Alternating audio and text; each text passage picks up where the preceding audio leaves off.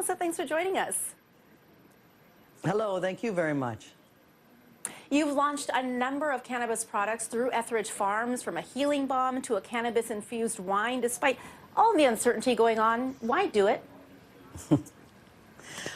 Because over like about 14 years ago, 13, 14 years ago, I went through my own health crisis. I went through breast cancer, went through the chemotherapy and all the collateral damage, and I used medicinal cannabis to ease those, the appetite, the depression, the sleep. I used it for so many things, and I thought this is such good medicine that I really wanted to bring it to the rest of the world, not just people who are familiar with cannabis culture, but those who really are looking for an alternative to, you know, your pharmaceutical alternatives. Yeah.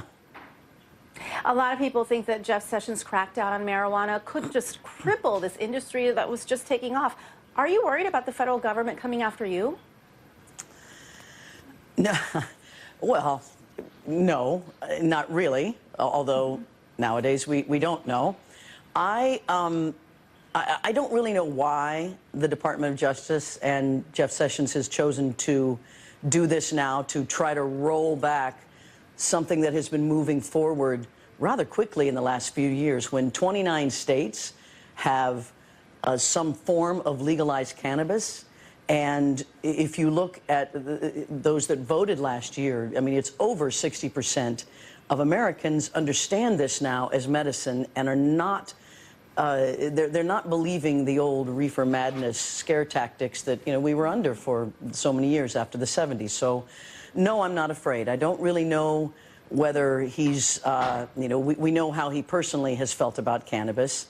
There's so many other issues that the, you know, the legal cannabis market brings. So many from judicial reform. You know, this is a civil rights issue. There are so many people in our prisons that are there for nonviolent crimes that have to do with cannabis, that lives have been ruined.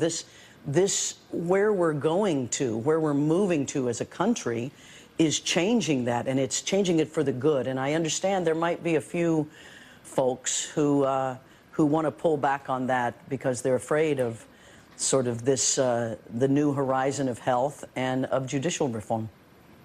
Would you ever consider moving your business to Canada with the specter of all this enforcement?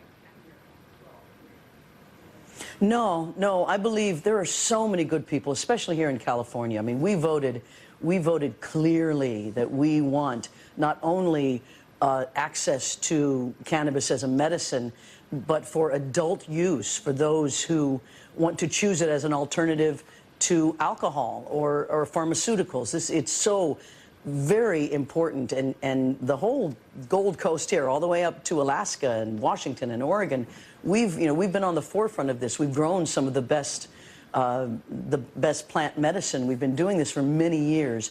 No, we're not backing down, not at all. When we've got our representatives here supporting this, we have so much tax revenue from this. We have our attorney generals, our state attorney generals saying, no way, we're gonna you know, prosecute this. This has been so good, the tax revenues on its own, and how it's been helping our schools, and there's so many good things that's coming out of this, that to try to roll it back to some dark ages of reefer madness is kind of crazy. And no, I'm not going anywhere, and I don't think any of us here are going anywhere.